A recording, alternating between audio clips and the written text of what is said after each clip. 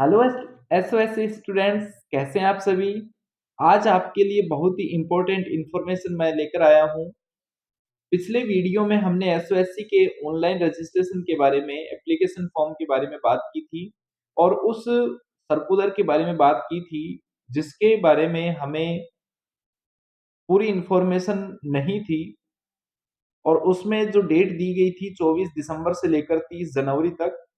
आज हम उसी के रिगार्डिंग बात करने वाले हैं और उस समय हमने साइट पर जाकर ये भी चेक किया था कि क्या ऑनलाइन एप्लीकेशन फिल हो रहे हैं या नहीं हो रहे, एप्लीकेशन फॉर्म आए हैं या नहीं आए, या कहीं पर वो सर्कुलर हमें मिल सकता है या नहीं मिल सकता, तो ऐसा कहीं पर भी नहीं था।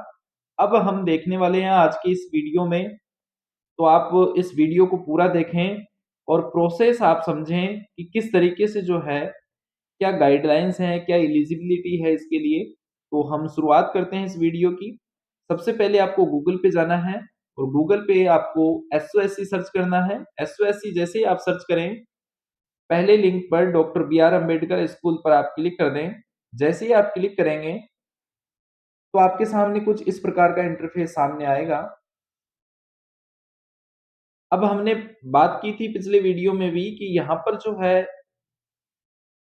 लॉगिन का ऑप्शन जो आता था वो चेंज हो गया है, अप्लाई नाउ का ऑप्शन आने लग गया है। उसी के साथ यहाँ अपडेट में भी आप देख सकते हैं, यहाँ पर भी स्कूल जो डीबीएससी के तहत आते हैं, ये session 2025-26 in class 9th and 11th are now open. जो 24-25 के क्लोज्ड दिखा रहा था, अब यहाँ सेशन 25-26 के फॉर्म जो है वो ऑनलाइन एडमिशन स्टार्ट हो चुके हैं, यहाँ पर भी दिखा रहा है। ठीक है, तो हम यहाँ से सीधे ही जो है वो एक बार अप्लाई नाउ ना करें, उससे पहले ही देखें, यहाँ पर भी आपको एक नोटिस और अपडेट में भी हम बात कर रहे थे उसमें कि यहाँ पर भी जो पुराने थे रिजल्ट वगैरह या एडमिट कार्ड, उन्हीं के बारे में यहाँ पर दिया हुआ था, लेकिन अब जो है यहाँ पर दे दिया गया है गाइडलाइंस। गाइडलाइंस दे दी गई है यहाँ पर इसके regarding admission for doctor B R Ambedkar school of specialised excellence. ठीक है, session 2025-26 class 9th and 11th के लिए। तो इसको आप डाउनलोड कर सकते हैं और इसको रीड कर सकते हैं। इसके अलावा आपको क्या करना है, यहाँ से वापस आप ऊपर की तरफ स्क्रॉल करें और जैसे ही अप्लाई नाउ का ऑप्शन आप यहाँ पर देखें, अप्लाई नाउ का ऑप्शन आपको यहाँ पर दिखाई देगा, इस पे आप क्लिक कर दें। जैसे ही आप इस पे क्लिक करेंगे तो आपके सामने यहाँ पर देखिए इस प्रकार का इंटरफेस आपके सामने आ जाएगा। तो यहाँ हम दो जगह यहाँ पर देखेंगे, click her for new registration, यहाँ पर भी हम क्लिक कर सकते हैं, या हम थोड़ा सा नीचे स्क्रॉल करें तो यहाँ पर भी हमें इस येलो पट्टी में दिखाई दे रहा है न्यू रजिस्ट्रेशन। न्यू रजिस्ट्रेशन पे यहाँ पे भी क्लिक कर सकते हैं, दोनों में से कहीं पे भी आप क्लिक करें। तो मैं न्यू रजिस्ट्रेशन पे क्लिक कर रहा हूँ। यहाँ पर आपके लिए कुछ इंस्ट्रक्शन दे रखे हैं। ऑनलाइन सबमिशन जब आप फॉर्म करोगे तो उससे पहले इन इंस्ट्रक्शन को आप ध्यान से पढ़ लें। ये इंस्ट्रक्शन जो है वो एकेडमिक ईयर 2025-26 के एडमिशन के लिए है और यहाँ पर दिया गया है इसमें, please read carefully all the instruction. ठीक है, तो एप्लीकेशन फॉर्म फिल करने से पहले आपको इनको ध्यान से पढ़ना है। इसमें दिया गया है कि जो एसओएससी स्कूल्स हैं, इसमें science, technology, engineering and mathematics stem जो है क्लास 9th के लिए है, ह्यूमैनिटीज 9th के लिए है, क्योंकि इनके बारे में मैं पहले ही बात कर चुका हूँ तो ज्यादा टाइम नहीं लगाएंगे हम। पीवीए क्लास 9th के लिए है, high and 21st century skills जो है क्लास 9th के लिए है, SPS Shaheed Bhagat Singh armed forces preparatory school जो है वो क्लास 9th के लिए है। फिर science, technology, engineering and mathematics STEM, engineering की जो है वो है, यहाँ पर इसको स्टेम को दो पार्ट में बांट दिया गया 11th क्लास में। ठीक है, यहाँ पर मैथमेटिक्स के साथ जो है वो इंजीनियरिंग होगी और साइंस, टेक्नोलॉजी, इंजीनियरिंग, मैथमेटिक्स, यहाँ मेडिकल, मेडिकल के जो साथ है वो स्टेम है, दो स्टेम हो गई है, या इंजीनियरिंग और मेडिकल। उसके बाद में देखें आप यहाँ पर 11th क्लास के लिए ह्यूमैनिटीज है और एसबीएस आर्मेड फोर्सेज जो रेजिडेंशियल स्कूल है वो है। Admission in class 11th will be the against vacant seats only. तो ये आपको मैंने पहले भी बताया था कि जो 9th क्लास में एडमिशन लेते हैं बच्चे, उसके बाद में 9th क्लास करने के बाद में 9th में या 10th में जो बच्चे छोड़ के चले गए इस एसओएससी स्कूल को और जो सीटें खाली रह गई, वहीं पर 11th क्लास के एडमिशन होते हैं। एलिजिबिलिटी क्राइटेरिया क्या है? इसके बारे में भी देख लेते हैं। एलिजिबिलिटी क्राइटेरिया क्या है? रेजिडेंस एंड प्रीवियस स्कूल के बारे में दे रखा है क्या? Admission in doctor B R Ambedkar यानी एसओएससी स्कूल्स के बारे में बात हो रही है। Student are resident of NCT of Delhi with a valid address proof होना चाहिए आपके पास इसका, और किसी भी रिकॉग्नाइज स्कूल में जो एनसीटी दिल्ली में हो, उसमें वो बच्चा स्टडी कर रहा हो इस सेशन में, ठीक है?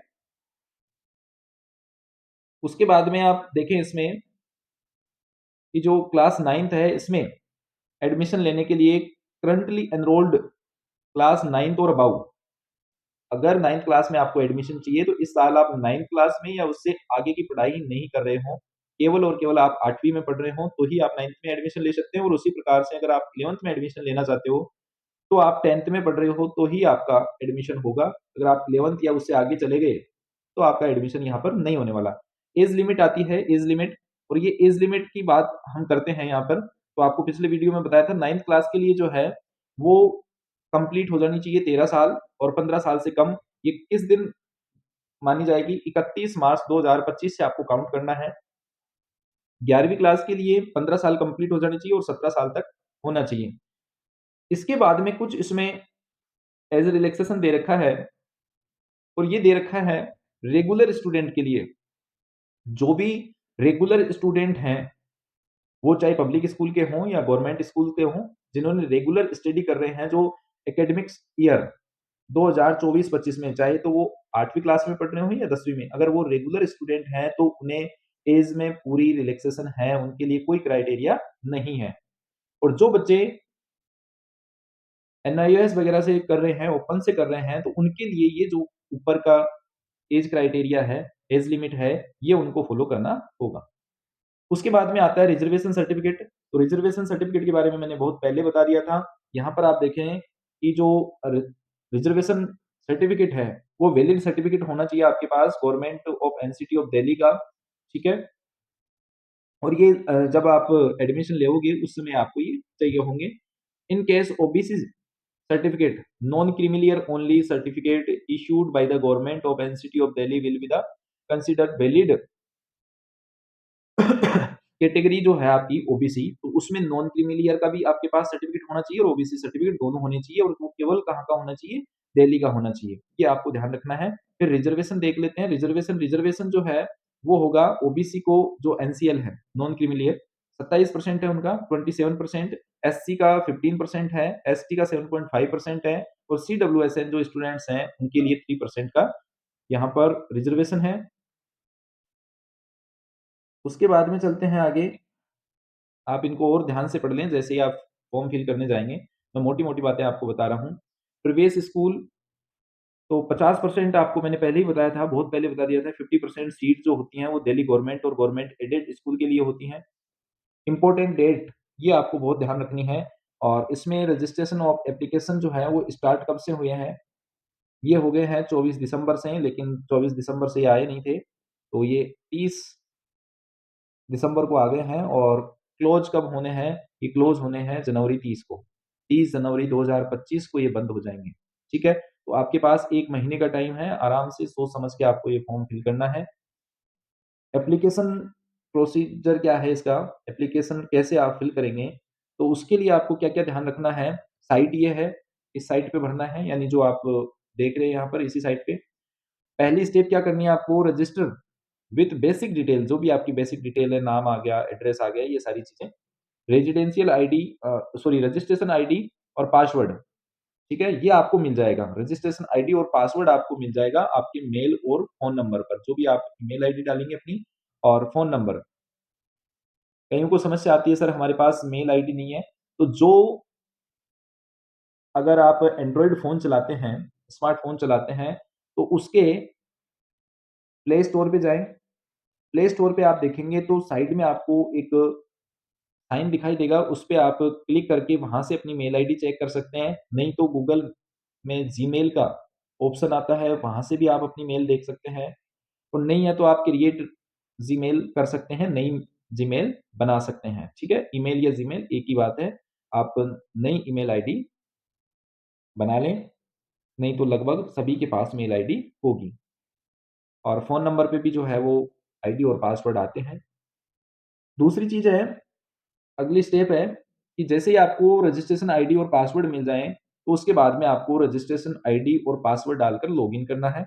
अगर आप ये भूल जाते हैं, ठीक है? आईडी और पासवर्ड भूल जाते हैं, तो आपको फॉरगेट पासवर्ड और फॉरगेट रजिस्ट्रेशन आईडी पर क्लिक करना है और नई रजिस्ट्रेशन आईडी बनानी है। लेकिन जैसे ही ये रजिस्ट्रेशन आप कर लो, रजिस्ट्रेशन आईडी आपकी जनरेट हो जाए और फॉर्म में किसी प्रकार की कोई कमी नहीं है, तो आपको रजिस्ट्रेशन आईडी और पासवर्ड याद रखने हैं, जब तक कि आपकी पूरी प्रोसेस इस एसओएससी की नहीं हो जाती, पूरा कंप्लीट आपका एडमिशन नहीं हो जाता, तब तक आपको ये ध्यान रखना है। स्टेप 3 है, click on the apply now button, ठीक है? उसके बाद में आपको अप्लाई बटन पे क्लिक करना है और उसमें आपको क्या अपलोड करना है, अपलोड स्कैन इमेज। स्कैन करनी है आपको फोटोग्राफ और सिग्नेचर, ठीक है? आपकी फोटोग्राफ होनी चाहिए, जैसे पासपोर्ट साइज़ की फोटो आती है, उसी प्रकार से फोटो होनी चाहिए आपकी और वो कलर्ड या ब्लैक एंड व्हाइट हो सकती है। फोटो जो है, वो ब्लैक एंड व्हाइट या कलर्ड दोनों में से कोई सी भी हो सकती है, लेकिन बहुत ही क्लियरली साफ-सुथरी फोटो होनी चाहिए और जेपीजी या जेपीईजी फॉर्मेट में फोटो होनी चाहिए। अगर किसी और फॉर्मेट में है तो आप इनको कन्वर्ट भी कर सकते हैं ऑनलाइन मोड पे। जिस भी फॉर्मेट में है वहाँ से आप डाल दें उसको कि मुझे इस फॉर्मेट से इस फॉर्मेट में चाहिए, आप गूगल पे डालेंगे तो वो कन्वर्ट करके दे देते हैं। और कितने केबी की चाहिए, तो ये केबी भी आपको देखें, सिग्नेचर और फोटोग्राफ दोनों ही जो है मैक्सिमम 100 केबी से ज़्यादा के नहीं होने चाहिए, ठीक है? 100 केबी से ज़्यादा के नहीं होने चाहिए, उससे कम ही हो। फिर अगला है, जो भी आप स्पेशलाइज़ेशन लेना चाहते हैं, यानी जो डोमेन आप भरना चाहते हैं, वो आप सिलेक्ट कर लें और उसके बाद में आपको कैंपस जो हैं, उनकी प्रेफ़रेंस देनी है कि आप कौन-से कैंपस में एडमिशन लेना चाहते हैं, ठीक है? फिर यहाँ पर आगे देखें आप, ऑफर 5 डोमेन्स या specialisation STEM, H21, BBA, humanities और AFPS class 9th and 4 specialisation STEM engineering, medical, humanities और एएफपीएस ये क्लास 11th के लिए है, ठीक है? तो 11th क्लास के लिए स्टेम है, ह्यूमैनिटीज है और एएफपीएस है। जबकि 9th क्लास के लिए 5 डोमेन हैं।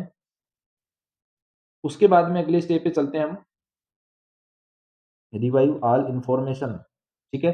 ये आपको एक बार दोबारा से देखनी है, जब भी आप एप्लीकेशन फॉर्म को पूरा सबमिट नहीं करते, उससे पहले ही आपको देख लेना है सबमिट करने से पहले कि आपने पूरी जो भी इन्फॉर्मेशन फिल की है, वो एकदम सही है या नहीं है। तो उसके बाद उसको आप एक बार ज़रूर चेक कर लें।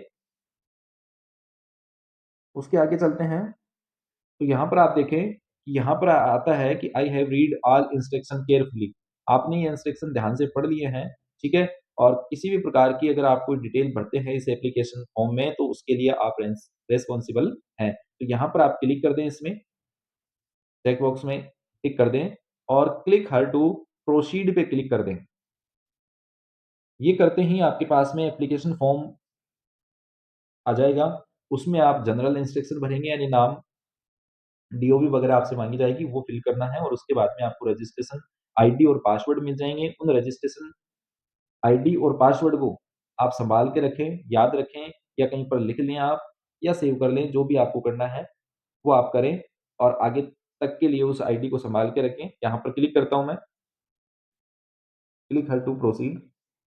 तो ये आपके पास देखिए, entry your name, gender, mobile number, email ID, pin code, पत्राचार 4 पते का पिन कोड जो भी आपका पिन कोड है, ठीक है? तो दिल्ली में आप रेज़िडेंशियल हो तो 1100 से स्टार्ट होने वाला पिन कोड है, ठीक है? आप सर्च कर सकते हैं पिन कोड की, बहुत सारे स्टूडेंट्स को दिक्कत आती है कि सर पिन कोड क्या होता है, ठीक है? तो कोई भी लेटर आपके पास आता है, कहीं से भी कोई पत्र आता है, तो वो पोस्ट ऑफिस के माध्यम से आता है और पोस्ट ऑफिस जो होता है नियर बाई, वहाँ के लिए, उस एरिया के लिए, एक बड़े एरिया के लिए एक पिन कोड जनरेट किया जाता है और वो पिन कोड आप देख सकते हैं, गूगल पे भी सर्च कर सकते हैं। कि इस एरिया का पिन कोड क्या है, तो वो आ जाता है, वहाँ पर पिन कोड 6 अंकों का पिन कोड होगा, वो आपको ध्यान रखना है। उसके बाद में यहाँ पर पूछा जाता है आप किस कक्षा के लिए आवेदन करना चाहते हैं? तो यहाँ पर 2 क्लासें आएँगी, क्लास 9th और क्लास 11th। ये देख लें, अगर आप क्लास 9th यहाँ पर सिलेक्ट करेंगे तो यहाँ ऑटोमेटिकली अपने आप आ जाएगा यहाँ पर will you passed class 8 in academic year 2024-25 यानी इस साल आप 8वीं क्लास पास कर लेंगे, तो आपको इसमें यस कर देना है। और अगर आप यहाँ पर 11th क्लास लेते हैं, तो यहाँ पर आ जाएगा कि आप इस साल 10th क्लास पास करने वाले हैं। ये करने के बाद में आप इसको सबमिट कर दें। सबमिट करने के बाद में आगे की जो भी प्रोसेस है, वो मैं फुल डिटेल आपको अगले वीडियो में बताने वाला हूँ। तो तब तक आप अपने डॉक्यूमेंट्स तैयार कर लीजिए, फ़ोटो तैयार कर लीजिए, सिग्नेचर तैयार कर लीजिए, ठीक है? सारी आपको जो भी ज़रूरत की चीज़ें हैं इसमें एप्लीकेशन फॉर्म में, वो आप अपने पास में रखें। इसकी फुल डिटेल मैं आपके लिए आगे लेकर आऊँगा, अगली वीडियो में इसके बारे में बात करेंगे। तो सभी को बहुत-बहुत इसके लिए अग्रिम शुभकामनाएँ कि आपके एप्लीकेशन फॉर्म जो हैं वो ठीक से भरे जाएँ और आपकी एग्ज़ाम जो एप्टीट्यूड टेस्ट होगा आगे वो भी बहुत अच्छा होगा, आप तैयारी अच्छे से कर रहे होंगे, ये मैं उम्मीद कर रहा हूँ और बहुत अच्छे से तैयारी करके आप इसमें एडमिशन लेंगे। तो अगले वीडियो का आप इंतज़ार करें, रजिस्ट्रेशन की फुल प्रोसेस मैं बताऊँगा। पिछले साल का वीडियो भी जो है मैं इसमें लिंक में डाल दूँगा, डिस्क्रिप्शन में डाल दूँगा, तो वहाँ से आप इसकी फुल प्रोसेस देख सकते हैं। वहाँ पर पूरी प्रोसेस दिखाई गई है कि किस प्रकार से आप रजिस्ट्रेशन फॉर्म फिल कर सकते हैं। आपको कहीं भी जाने की ज़रूरत नहीं है, किसी भी कैफ़े पे जाने की ज़रूरत नहीं है, आप अपने मोबाइल से ये फॉर्म फिल कर सकते हैं। अगर आपको ज़्यादा टाइम खर्च नहीं करना, तो आप कैफ़े से जाके लेकिन वहाँ पर आपसे 100, 150, 200 रुपए चार्ज कर लिया जाता है। तो आप बिना किसी चार्ज के आप अपने मोबाइल से इस फॉर्म को फिल कर सकते हैं। बहुत ही सावधानी से आपको फिल करना है, उसकी पूरी प्रोसेस मैं आपको बताऊँगा। Thank you.